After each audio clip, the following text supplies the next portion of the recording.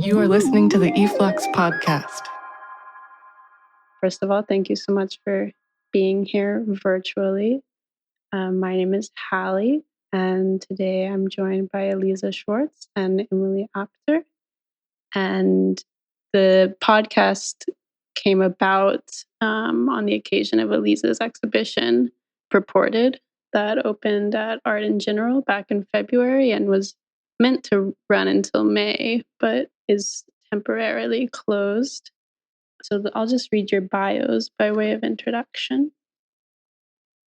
Aliza Shvarts is an artist and theorist who takes a queer and feminist approach to reproductive labor and language. Her current work focuses on testimony and the circulation of speech in the digital age. She received her BA from Yale University and PhD in Performance Studies at NYU. Shvarts was a 2014 recipient of the Creative Capital Warhol Foundation Arts Writers Grant, a 2014-15 Helena Rubinstein Fellow at the Whitney Independent Study Program, a 2017 Critical Writing Fellow at Recess Art, and a Joan Tisch Teaching Fellow at the Whitney Museum of American Art from 2015 to 2019. Current and upcoming solo exhibitions include Purported at Art in General, which surveys the last decade of her practice, and Potfuch, a new commission on view later this year at A.I.R. And Emily Apter is a Silver Professor of French and Comparative Literature and Chair of Comparative Literature at New York University. Her books include Unexceptional Politics on Obstruction, Impasse, and the Impolitic from Verso from 2018, Against World Literature on the Politics of Untranslatability from 2013, Dictionary of Untranslatables, a Philosophical Lexicon, co-edited with Barbara Cassin, Jacques, Lezra, and Michael Wood from 2014, and The Translation Zone, a new comparative literature from 2006. She's currently working on a project called What is Just Translation, which takes up questions of translation in law, sexual safety, and transmediality. Her essays have appeared in October, Third Text, Paragraph, Boundary 2, Artforum, Critical Inquiry, Comparative Literature, and Art Journal. In 2019, she was the Daimler Fellow at the Art Academy in Berlin. In 2017 to 18, she served as president of the American Comparative Literature Association. In fall 2014, she was a Humanities Council Fellow at Princeton University. And in 2003 to 2004, she was a Guggenheim Fellowship recipient. So thank you both so much for being here. And I think maybe a good way to start off is, Aliza, if you wouldn't mind just kind of giving a brief synopsis of the show at Art in General. And then from there, we can dive deeper into the work and the questions and conversations that it provokes. Absolutely. And thank you, Hallie, so much for having me, and Emily, so much for being here in conversation. It's, something I've been really looking forward to. Purported covers the past 10 years of my artistic practice, a little bit over 10 years. And the title actually comes from one of the works, which is called Sight, and felt like a good way of succinctly describing something I've been interested in for a long time, which is the question of how we represent and reproduce ourselves. Specifically, I've been focused on this as a question of testimony. Who speaks for whom? Who speaks and is believed? Whose voice matters? And this is something that I've been exploring in different ways through different kinds of projects that take a lot of different forms, some material and some quite immaterial. So the exhibition itself is bounded by a work that I made a little over 10 years ago in 2008, which was my senior thesis project for the art major when I was an undergrad. And it's a work that has in a lot of ways set the boundaries or terms for this mode of inquiry. I'm sure we'll get into it a little bit more as we continue talking, but maybe I'll just briefly summarize it now, which is it was a year-long performance of self-induced miscarriages. I can talk a little bit more about the details of it, but the outcome was, because of the controversial nature of the subject matter, because of the content, the work was actually banned from exhibition by the university. So for 10 years, it was something that no one had ever seen. But because there was quite a lot of media furor around it, it was something that nobody had ever seen but had heard about. So I became really interested in this question of what that means for someone who deals in visual representation, like artists do.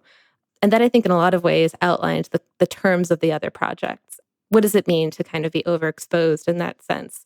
At the same time, not really have the means to represent yourself. What does it mean to be called a fiction, which is what the university said in their press release, sort of denouncing the existence of the work. So in a lot of ways, these are just questions I've returned to again and again through different kinds of practices. And that's what you can really see in this exhibition. Amazing. And it's a very beautiful exhibition. I'm grateful I was able to see it before the quarantine. One of the things that struck me initially upon entering the space, and I think a good piece to start off the conversation is maybe the banners piece, because it's so visually arresting kind of immediately upon entrance. And so maybe if you could talk a bit about that, and then we can kind of go from there also. Absolutely. So the banners are continuous digital scrolls that have been printed on 13-ounce vinyls. There's a set of them, and it's actually a series I think I'm going to be continuing working on as different things happen on the internet. But what you see on each banner is a moment of overexposure in somebody's life. So a tweet that went viral, a YouTube video that, sort of got a ton of comments. So what you see in the space is that content at the top, followed by an enormous amount of comments or retweets, which are the kind of path of the viral circulation of that particular speech act. Some of them are very, very long. I believe the longest one is almost 1,500 feet. And as with a lot of the works, this is something that began with my own experience. It again began with that work I made as an undergrad for the senior thesis. I wrote an article for my college newspaper just trying to clarify some of the things that had been, sort of circulating in the media about the work. There's all of these sort of hysterical articles about the idea that I was aborting 9-month-old fetuses, which was not the content of the piece. So I wrote, in a very naive undergrad way, this article that I thought would just clarify that, no, this had a very precise score. The entire point of the piece was that I never knew if I was really pregnant or not. It really came down to this act of reading and this question of authorship on the feminine body. The piece got so many comments, that is the article, that it crashed the college website's newspaper. And forever after that, or for years after that, whenever I was asked to lecture on my work, I would use that article because it's pretty descriptive. And sometimes I would forget to cut off all of the comments. So it would be this enormous PDF with all of those comments attached to it. And it was just a source of incredible shame for me. It's hard to describe. It was very palpable, just the weight of that continuous scroll, the weight of that enormous PDF. But it occurred to me a couple of years ago that actually a lot of people probably have a kind of monstrous PDF like this or some equitable version of that in their past. As our life on the internet continues to intensify, a lot of people have this experience of overexposure, and it actually leaves a kind of material trace with this chain of comments or retweets or some kind of discursive artifact. So the point of the banners is to sort of print these out, materialize them. There's a way that turning the immaterial into something material can be quite calming or healing, or at least that's how it felt for me. And also, and this is kind of the bigger point of the work, is that these events don't exist in isolation. So what was a kind of banner of shame becomes this banner of commonality. When you go viral or you are overexposed, you're made to feel that this is something that only has happened to you and you are the worst person in the world, totally alone and out there. But actually, this is probably the future for many of us, or the present, or the recent past. If Warhol's axiom was that we're all going to be famous for 15 minutes, I think we can update that and say that we'll probably all go viral for 15 seconds at some point in our lives. Right, and it's also challenging the quasi-anonymity that exists on the internet, where we are kind of typing these comments out into the ether in relative isolation, but now you've transformed them into something that's very material and actually is participatory, right? Viewers are meant to touch and kind of go through the scroll as if we're ourselves scrolling on the internet. Yeah, exactly. Yeah. And, as they kind of change shape over the exhibition, it's sort of, people also continuing to leave a little bit of a mark. Yeah, absolutely. I will come back and pick up on some of what you've just said, but let me start a little bit with the piece Sight, Seat. which you encounter. I too was fortunate enough to be able to be at the opening and see the show in person. And I was very struck, having seen an earlier iteration of that piece I believe in the little show in the artist space in New Haven, how different it looked when you could approach it from outside, even though it was nighttime.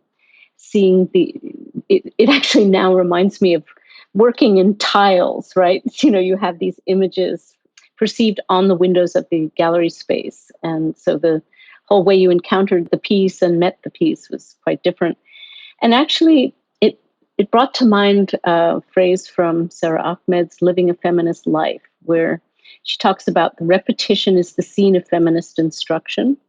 And the reason I bring that up is that she's referring in that moment of the text to her own reliance on what she calls a citational policy, a citational policy that pays homage to feminist memory and affirms a kind of alternative genealogy for theory and for history.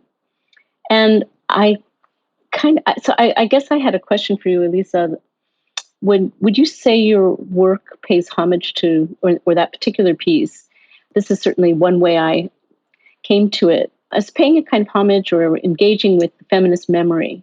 And I'm thinking here specifically of the way that we see images of work by Mary Kelly, Adrian Piper, Andrea Fraser, Coco Fusco, Suzanne Lacey, Ana Mendieta. They're either referenced visually or in the notes that accompany the piece there. And so the visual archive kind of sits in relation to a larger archive of referenced writings and theoretical works.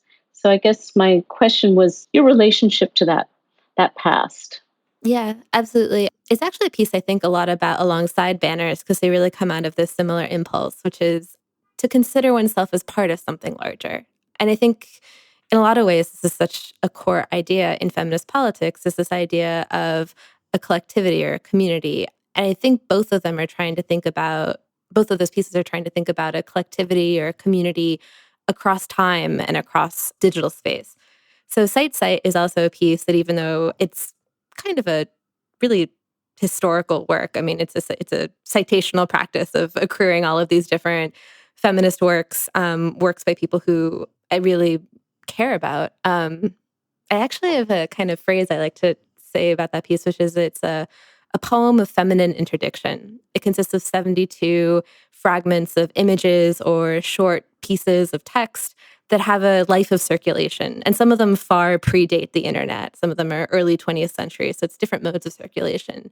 But what you see across all of them, and there's 72 panes in total, and the way it's installed in the gallery is it's installed in the windows that surround the gallery. So they're actually kind of translucent panes that you can see through into the exhibition.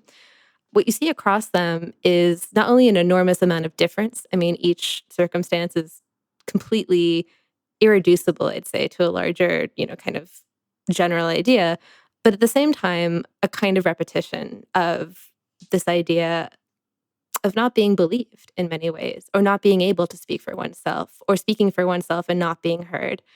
And in a lot of ways, that's really what's common to a lot of the works. And some of the panes have just single words in them. So some of them are words that are themselves infused with a kind of historical moment. So Malinchista and Babatize are words that we use, in somewhat common parlance, but they actually are the names of women. So the way a name of a woman in her story can be turned into an adjective or a verb is really interesting to me. And then, of course, one of the words is purported, which I've been thinking a lot about as such a useful word, because it encapsulates this question of what it means to live in a subjunctive mood. I think that's the right term for it, but Emily, you'll have to correct me if it's a little bit off. But as far as I understand, the subjunctive mood is a kind of a mood that cannot be corroborated. So when we speak, it's it's wishful thinking, things that we don't really know if they're true or false. So they can't be indicative or imperative. It's a sort of other space of imagination, possibility, but also doubt. And I think a lot of us live there. A lot of us live in a subjunctive mood where things we say don't really land. They are doubted. They are wishes when we iterate them, and we're not really sure where they're going to go. So just as much as this is a kind of, visual poem of feminine interdiction, it's also a kind of a glimpse, I think, of this kind of history of subjunctiveness, right? This history of, of interrelations, which I think are, deeply entwined with a kind of attempt to figure out a feminist genealogy that's not necessarily anchored in these solid points and imperatives and indicative facts. I'm going to hand it back to Hallie in a minute, but just as a sort of sidebar, as somebody who managed to, I don't know quite how, finish a PhD in performance studies and whose engagement at the same time as you're very involved with, I would say, various forms and modes of activism across media. You've also been an artist whose work, without being, I would say, overly indebted or hobbled by it, but it's very involved in some way with theory, whatever that means. And I just was struck, for example, in a work like Disconsent, that there's a way in which you're working almost as a medium with a milieu that's at once distant and critical of a certain kind of academic culture, theoretical set of presuppositions, and dares to sort of open up the spaces of unavowed hostility or resentment or jealousy, this kind of field of affect that infuses the academic milieu. At the same time, there's this very rigorous, this is something I've always personally very much appreciated in the work, a very rigorous engagement with theory. And I just wondered, how have you negotiated this? I mean, or have you thought about it, or does it just kind of come to you as a way of working? Or, I mean, you use characters in some of the video work who are drawn from this milieu, right? Students, people who are, and yet none of them is presented as a subject disconnected from the world of work, from labor activism. It's not just this self-involved kind of purely cut off little academic universe in any way. It's people who move in and out of those spaces, but who also, you show them, many of them, even if there's a kind of distance, actively negotiating for themselves what a work of theory is. They'll read a passage by Judith Butler. That's just one example. So I've already kind of said a lot about this, but the general question is, how have you thought about this thing called theory?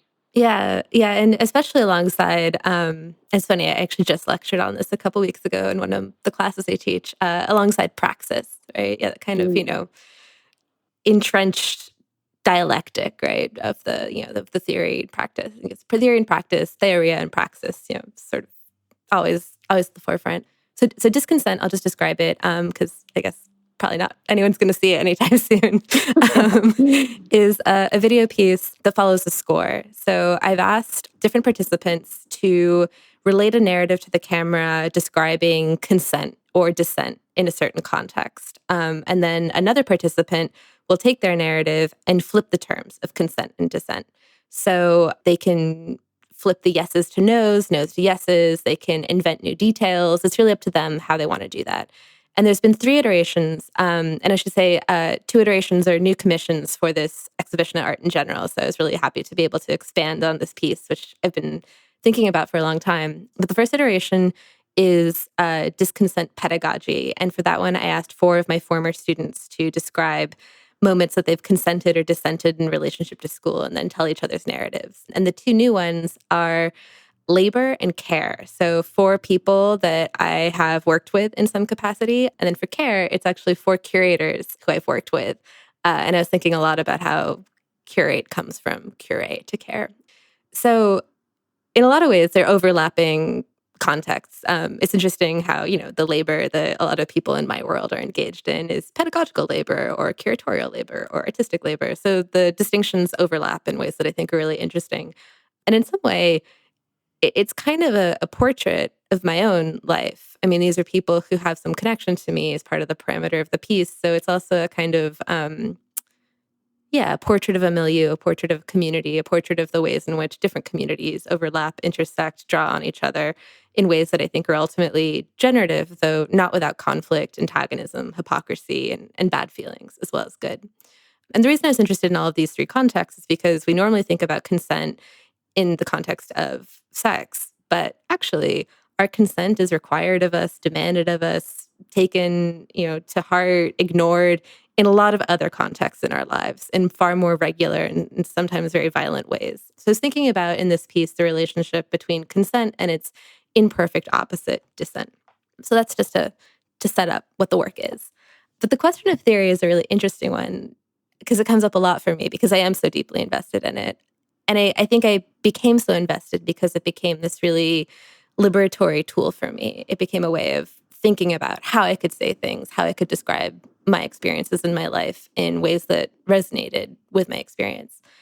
Though the way it normally comes up in my life is as a kind of tool of punishment. I'm always being told I'm too theoretical, right? I'm always being told to put things in my own words. I'm always being told that the words that I use couldn't possibly be mine because there's an assumption that I couldn't possibly talk like that. And I have always been really interested and, I've always noted when that comes up. It's often in the context of art, sometimes in the context of when I'm trying to, write things for different venues.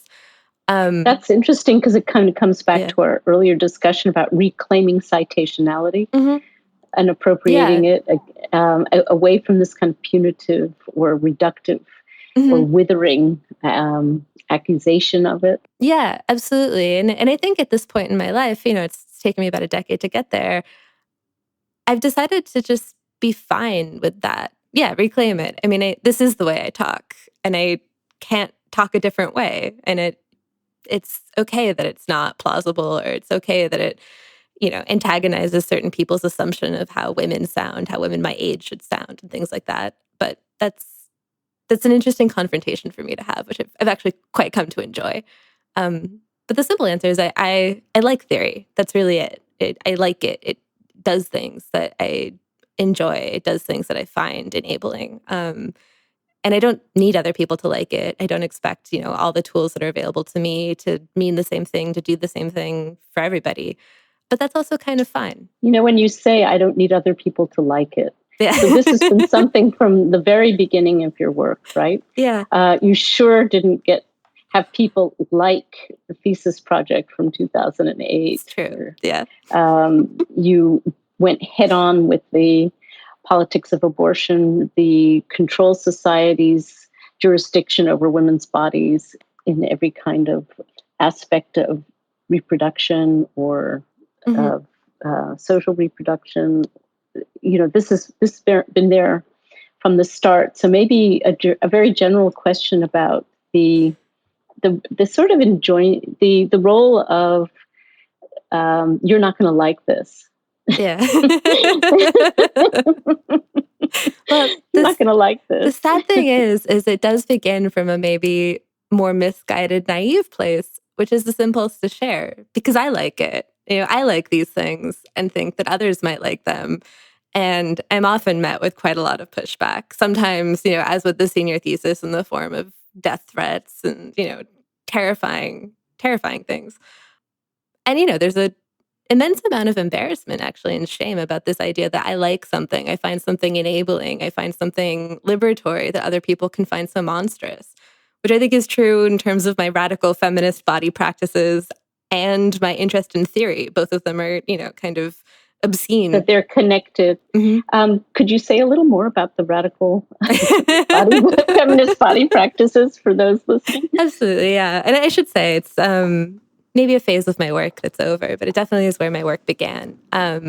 So what I'm referring to is, maybe the most central of these, which was the senior thesis. So just to say the score of the work was over an academic year, I collected semen from a group I termed fabricators, and I would use it to artificially inseminate myself around when it was possible for me to get pregnant. And then I would take an herbal abortifacient. I'd been really interested in these histories I'd been reading of how women manage their own reproductive health themselves before the establishment of medical academies.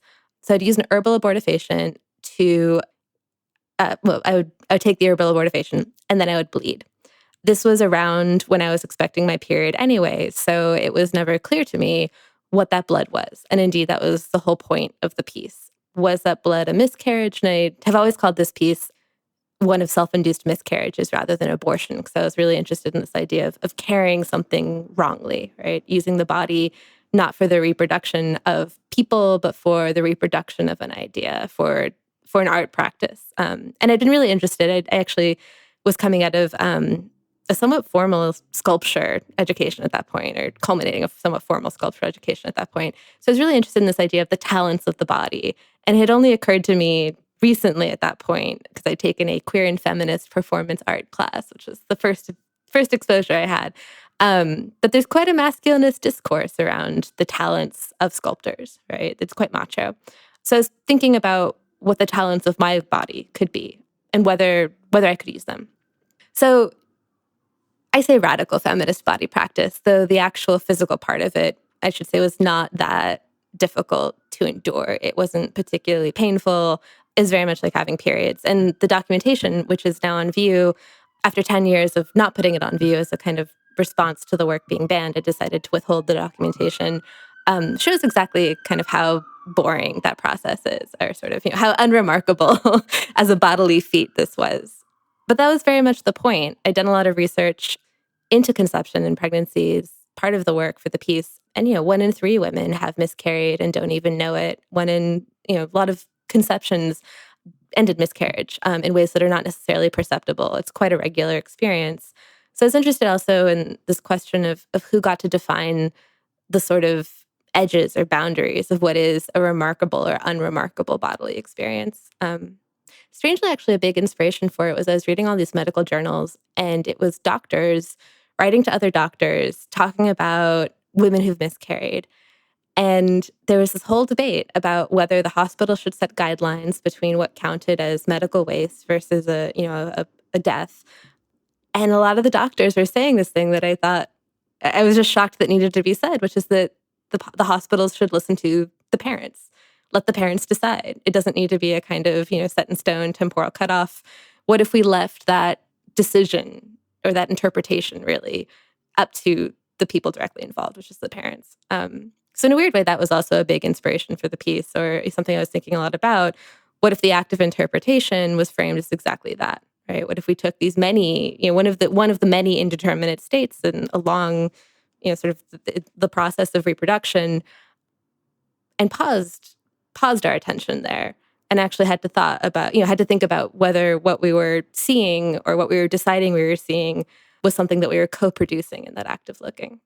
So your whole thing around the sort of the way in which various kinds of regional matter, both within and outside the body, whether it's folds of flesh, lips, where fingers go, labia, and now we have, the classic example of the formless, right? Whether, is it waste matter? Is it something that is some fluid form of personhood, which is, of course, one of the controversial issues, and all these things that are to do with the intervention of the social into embodied materialities. And I think that your work in general is really interesting in terms of shining a light on different ways those symbolic centers, those zones and those materials get scored, get distributed, get legislated. It really puts that into question. And this kind of opens the door to a discussion of anthem, which was in many ways the piece that ended up fascinating me the most when I saw it in the show.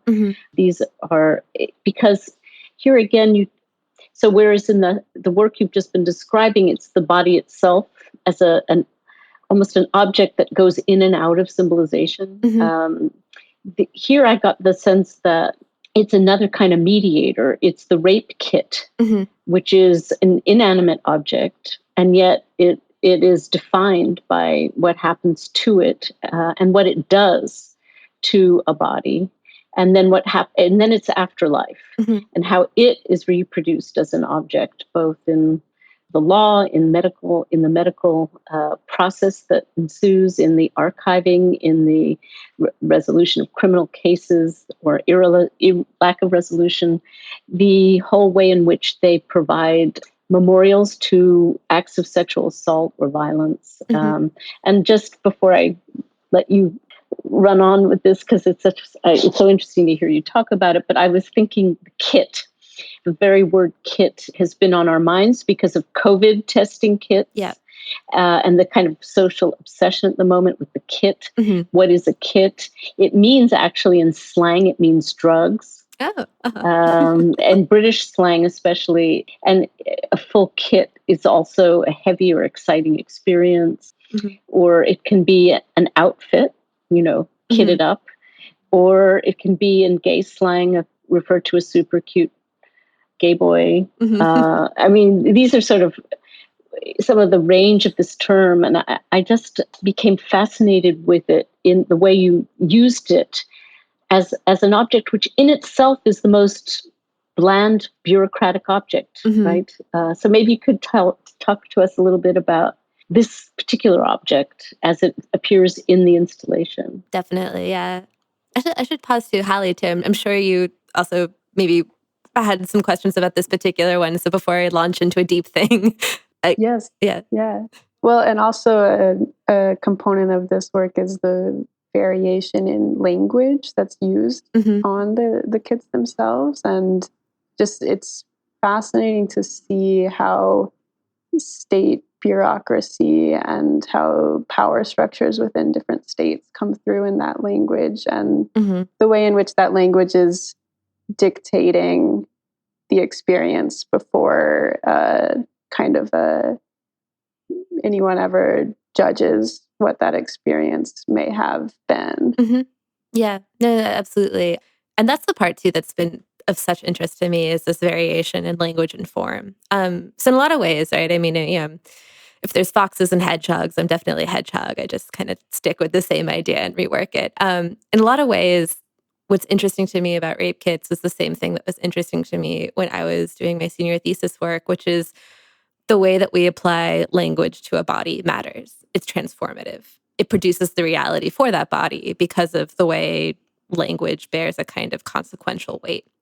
So that's true when we're, looking at a very boring video of somebody sitting in a bathtub, bleeding a little bit and deciding whether they're having a period or whether we're witnessing a self-induced miscarriage. And it's true when you look at a body that's been assaulted and use a set of, as Emily was saying, very banal objects to decide or adjudicate the reality of that assault and produce the reality for that person. So I'll just back up and describe the piece again for everyone listening, which is it is a collection of the different sexual assault kits or rape kits that are used in the 50 states. They're all widely different. And even within a state, there can be multiple kits used. So one of the things I was interested in is how this variation has a kind of impact.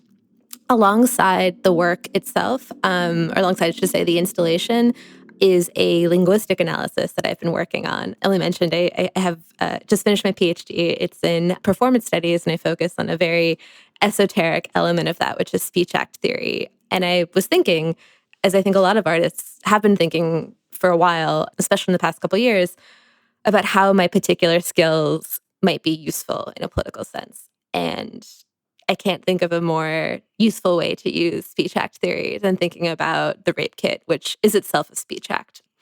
So I was thinking a lot about the way in which these kits produce a kind of reality. And a lot of times the reality is an extension of what we see in the different laws around sexual assault, which are also different state to state.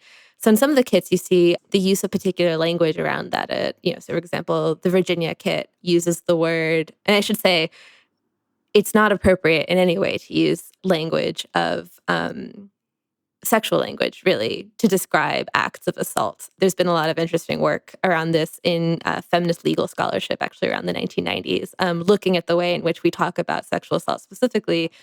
And of course, it's assault. It's not a sex act. So to use the language of sex acts is already a kind of mislabeling, producing of an incorrect reality around those assaults. So the Virginia kit, you'll see echoes, though, of Virginia law. So you see things like references to sodomy and buggery, which are words that might really strike us as being, non-official sounding. In other instances, you'll have the use of medical versus legal language. So you'll see victim versus patient. And that brings up this question about whether this process is a medical or legal process. It's unclear. You'll see also variations that maybe don't necessarily strike us as meaning that much. So, for example, underwear can also be underpants or undergarments. And, those variations just seem vernacular. They can also be panties. And that, maybe gives us a more vivid idea of who this kit imagines to be its subject. So there's lots of really interesting and I should say, quite troubling variation in these. And I think one of the reasons that we have this amount of variation is not only because of the variance of state laws, but actually also the lack of legislation around these kits.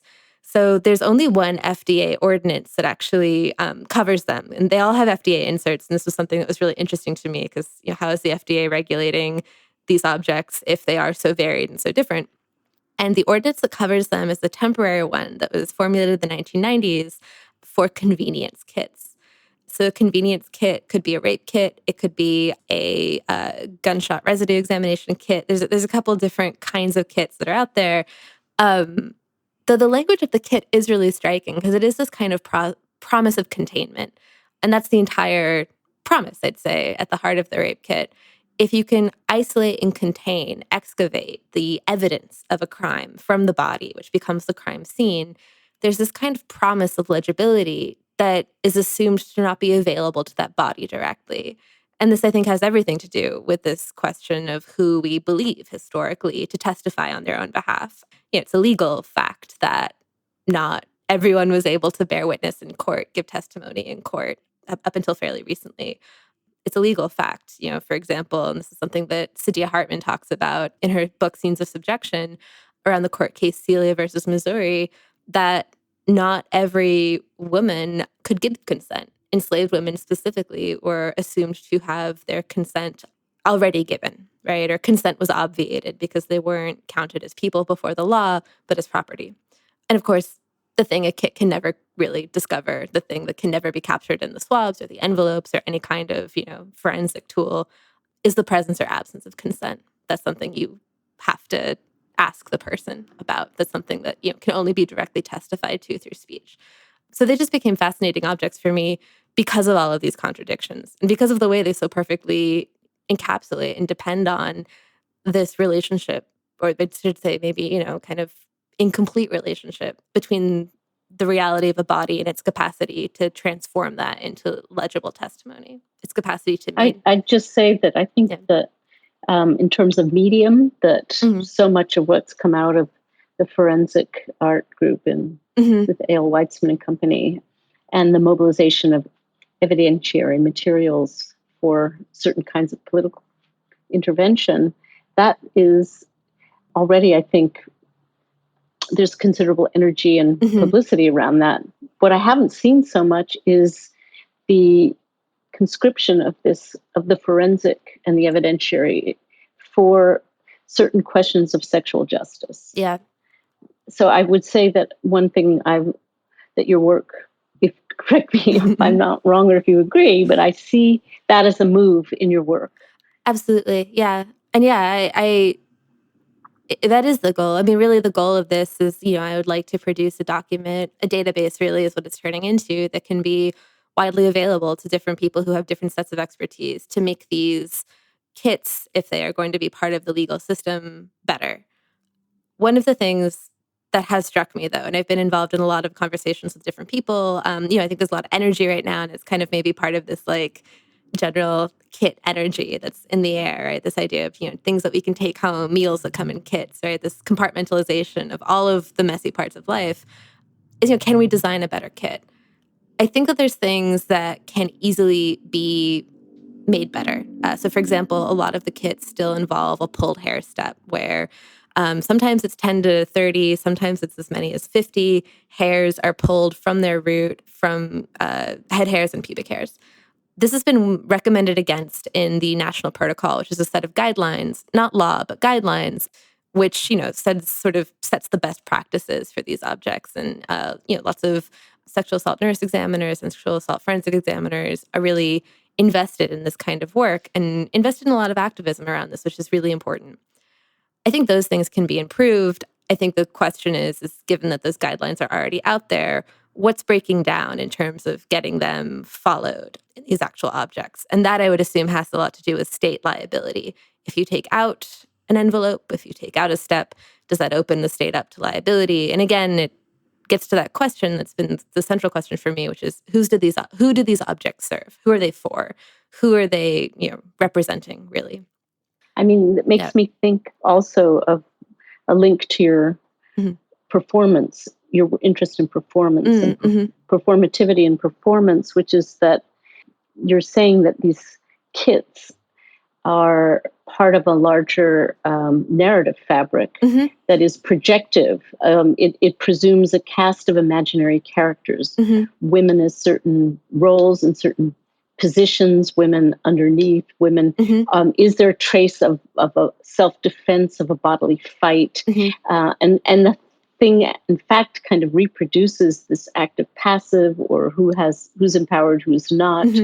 There are all a whole set of not just assumptions, but really of scenarios, performative scenarios that are almost projected on a screen that give these kits their ability to act, to be performative, right? Yeah. In relation to these imagined performances. Absolutely. Yeah. And that's, I think, why it's so hard to answer that question of how do we design a better kit? I mean, it gets to these structural, foundational narratives about what justice means. And what justice means if you don't embody this sort of historical subject that has always been able to demand and receive justice. And this is, I think, particularly important around sexual justice, where we don't have a great imagination of what that means in its realization. And in a lot of ways, the kits kind of fold that question of sexual justice into the frameworks of justice in general. They use a lot of the same kind of legal assumptions and forensic assumptions that don't necessarily apply in the case of sexual assault. I think that question does have a huge sort of performance aspect, because it has to do, again, with these kinds of both theatrical imaginations of what we imagine victimhood to look like, what we imagine violence to look like, and then also these kinds of scores about how do we phrase our injury? How do we phrase our demand if we're seeking justice? And a lot of times I think that those phrasings, they often themselves constitute acts of erasure.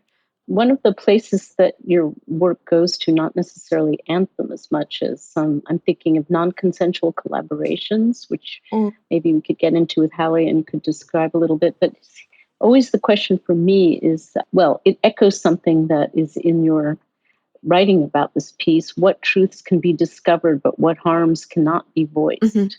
What complicated entanglements cannot be understood in terms of harm?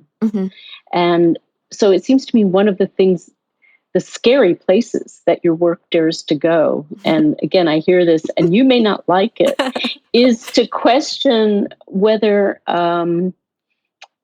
sexual safety, which is the flip side of in a sense, the fantasy of determining what an assault is or an act of sexual violence is through a kit. But the flip side is to say that we then will turn to the law to adjudicate sexual safety. But the closer we get to the areas of the law that are charged with dealing with consent and collaboration and the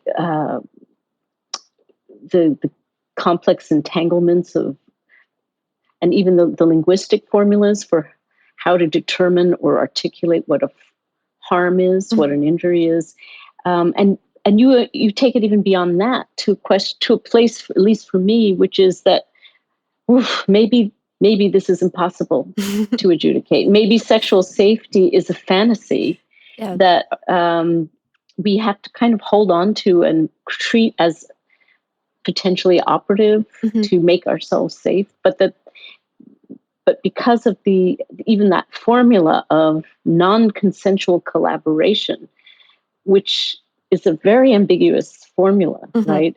It implies all kinds of things that don't fall into neat categories, desires that don't follow paths that one would like them to follow, or, so you kind of dare to go there in a sense, the realm of the law and sex to the problem of the dynamics of intimacy, of encounter, that push up against the boundaries of safety.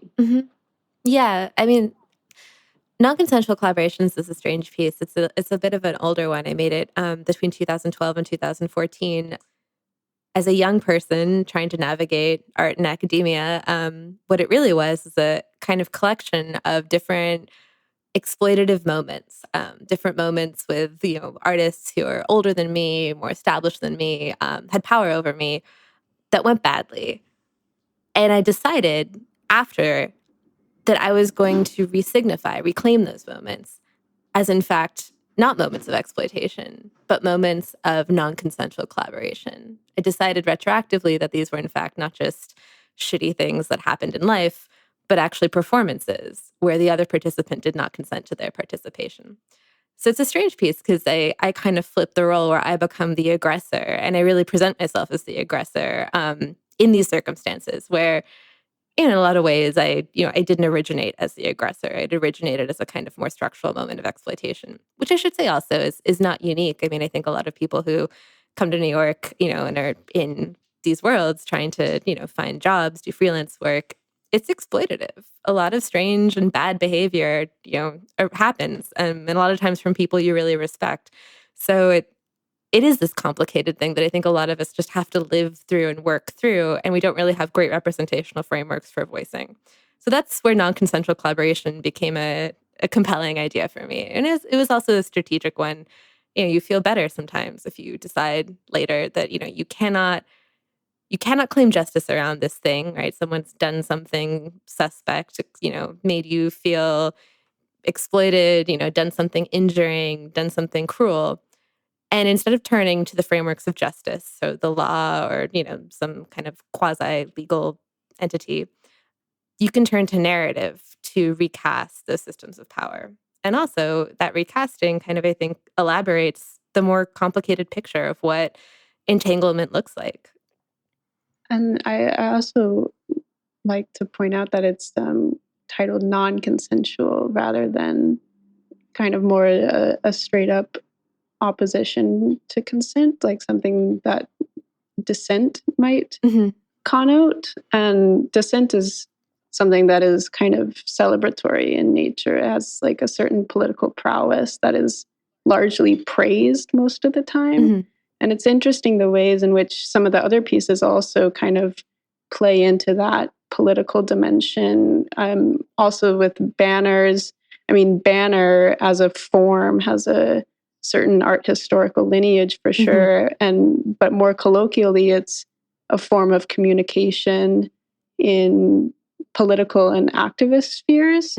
So there are these political dimensions that are coming through in kind of very small moments of speech acts that your pieces themselves are reiterating. Absolutely, yeah.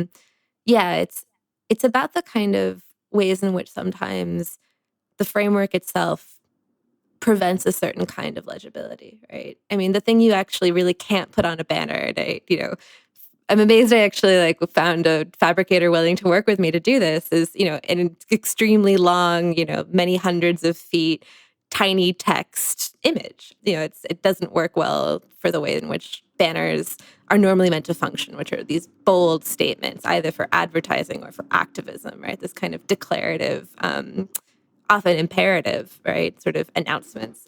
So, kind of putting an enormous amount of text that's all very small, all very, sort of messy, complicates the frame of what could, or I think in a lot of ways it rubs up against the frame of what could be said. Same with non-consent. There's certain things or certain encounters where consent is just obviated. The power structure is such, or the relationship is such, or your need to, get paid is such that it doesn't matter whether you consented or dissented to what happened, right? Your consent is it doesn't matter in that circumstance, and you have very little recourse for trying to make it matter. And I think in a lot of ways, collaboration can be a space to make that a little bit more visible, in the same way that these kind of, extremely long scrolls of tons and tons of basically trolls commenting on, very various speech acts that people put out there, various, moments that people have had in their lives, fits badly on a banner, right? And it kind of extends a banner to its absolute capacity as a material proposition.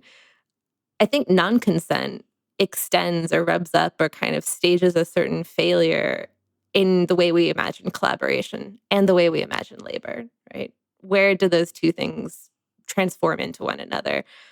And rather than trying to kind of set clean lines that mark the difference, I think there's value in interrogating those lines and showing how they actually, in many, many circumstances, don't get to be something that you can point to and will hold. This remark about collaboration makes me think of this other phrase that Sar Ahmed uses: intersectionality is army. Mm. And it gets back to, what are the different kinds of political technologies that are now available. Banners are perhaps one, but also memes. Mm-hmm. We had this, and I know maybe we can start to conclude our discussion with a little detour into something that's not necessarily foregrounded in this show, mm-hmm. but it has been part of your work. Mm-hmm. And it's the jury's out, of course, on how to use memes, whether there's one really wants to go there. But it seems to me that there are, of course, a lot of interesting feminist artists at the moment who are openly embracing the meme, including yourself. You did this really interesting work called Crossings Cruzandos, mm-hmm. With Carmelita Tropicana and Elsa. Is it Ella? Ella. Mm-hmm. Yeah. Ella. And maybe, so here the question of also the meme as a medium of humor, mm-hmm. Introduced into kind of feminist, it's something between a banner or poster, street art, mm-hmm. and something viral, a virally circulating medium. Mm-hmm. So maybe you could just come back to that. Yeah, absolutely. Yeah. So the project with Ella and Carmelita was a bit more humorous. It's actually also invested in this question of feminist generations. They both call themselves my art mothers, which is a term I just love. And we found each other, and Carmelita has this great joke of, like, I was such a painless birth. I came to her already with a bachelor's, like, how great. And I really, we were thinking about it as these kinds of vehicles for producing genealogies, as a way of, thinking about an idea that can travel, and in its traveling from one context to the other, create kind of moments of kinship or creates moments of community with that piece. I've also been thinking a lot about just virality in general. It's a structuring metaphor of the internet for, better or worse. And in ways that I think are, quite unfortunate given what's going on right now. And there's a lot of ways and a lot of reasons to turn away from the virus as metaphor. The one thing I've been thinking a lot about is the way in which a virus, even in its biological sense, right, as an actual virus in a non-metaphorical sense, it's a vehicle of reproduction.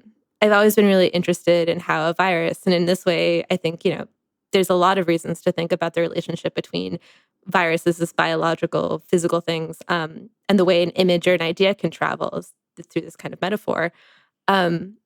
They don't quite meet all the criteria of being alive, except a really important one, which is that they can reproduce themselves. And that's, in fact, all they do. All they do is reproduce themselves, which is the source of their pathology. And I've been trying to grapple with this in a lot of different ways. And I've just been thinking a lot about it now in terms of what art can do. It's sort of, what's the point of art right now is a question that many people have been thinking about.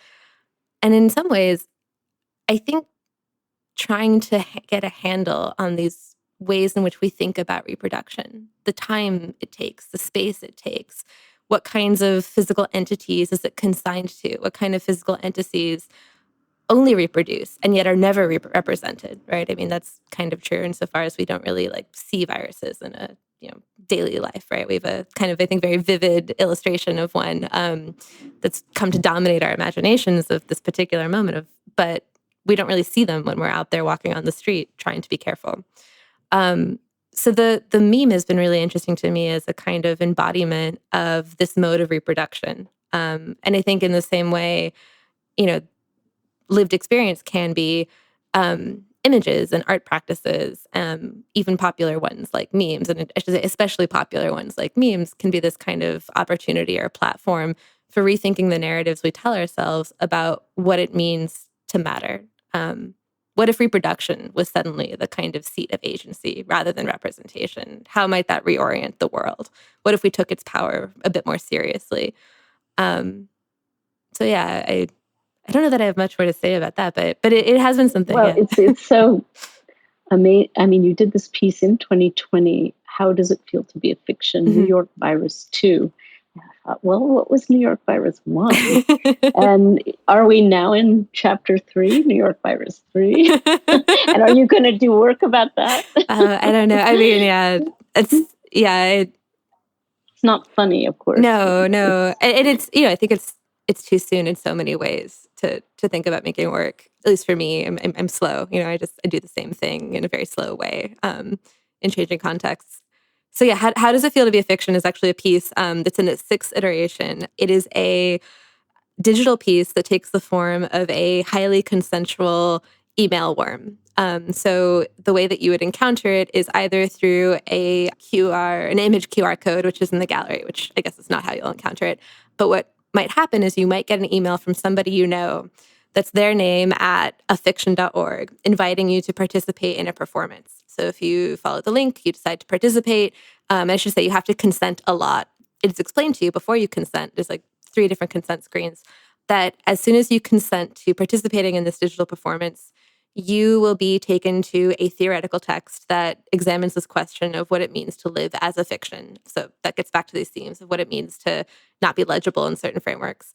And at the same time, that email invitation will be sent from your name to everybody stored in your Gmail account.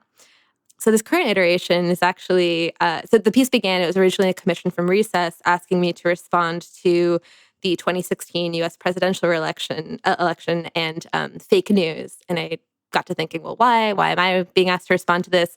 And I was like, oh, right, I was fake news in 2008. So it begins from this place of what it means to be discounted or told that you're not real, a fiction, fake in that way.